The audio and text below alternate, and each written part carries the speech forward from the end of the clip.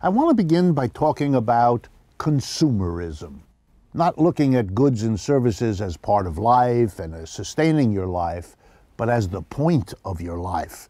It's what ministers and rabbis and priests often rail against when they say, don't be too materialistic. Remember that other parts of life are just as important as the quantity and quality of goods and services you get, the relationships you have with the people you love, the relationships you have with the people you work with or encounter or are neighbors and so on. Well, why is it often that people tell us to avoid or to beware of consumerism? Why do people overvalue consuming, buying, accumulating objects? Is that some sort of basic human failing? Is it some part of the basic human nature we all share? I don't think so. I think it has to do with a particular economic arrangement in our society, and it's that I want to talk to you about. And here I mean how we organize labor and the reward to labor. Here's what we do. We say to the mass of people, you must have a job. You must come to work Monday to Friday, more or less, at a certain hour, 8 or 9 in the morning, and stay until 4 or 5 in the afternoon. And while you're at the workplace, you are to do this kind of work in this kind of way with these kinds of tools and equipment. And when you're done, the work you've created belongs instantaneously to somebody else.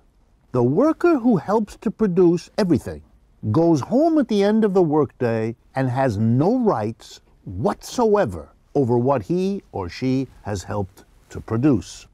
And that causes trouble. You may not be aware of it. It may not be psychologically possible for you to face what you're losing, but you feel just as upset as the little child in the sandbox playing with a little truck until another little child comes over, yanks the truck away, and goes plays in another corner. Something has been taken from you.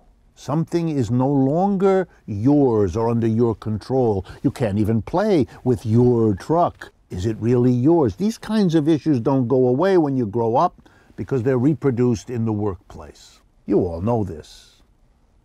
What's the compensation that is given to workers who work all day, pour their brains and muscles into something, and then lose it? The answer is your payment, your wage, your salary. You are taught from early on in your life that this is a reasonable exchange. You come, you work, you create, you give, and you get money, the means of consumption. Consumer is the part of you that is the reward for the labor. The labor intrinsically is not only not satisfying, the labor can be downright unpleasant. For many of us, it is. But we offset the displeasure, the pain, the loss of time at work by saying to us and being told all our lives, yes, but you're going to be able to consume. Consuming is the reward for labor.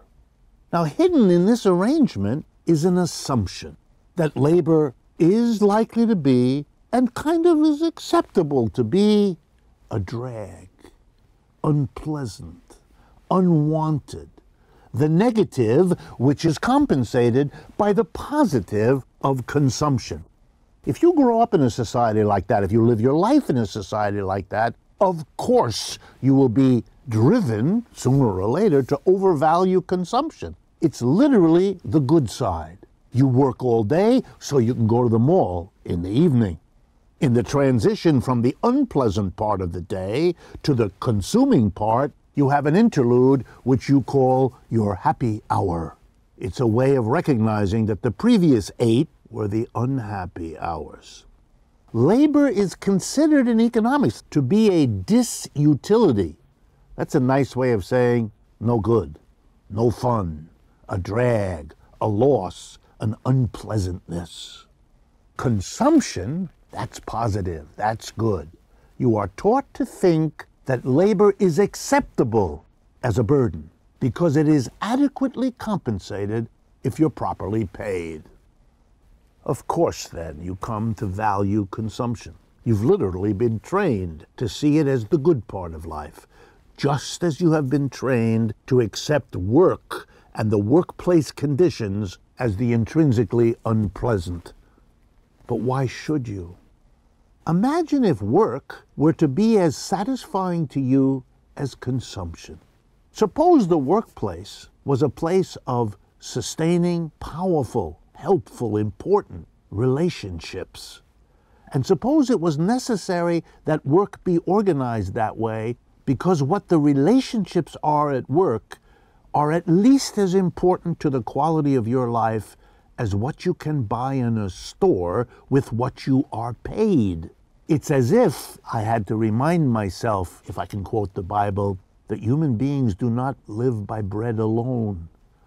The quality of the work life ought always to have been every bit as important as the payment for it. To give up on the quality of life at work is to give up on a major part of your life, and there's no reason to do it.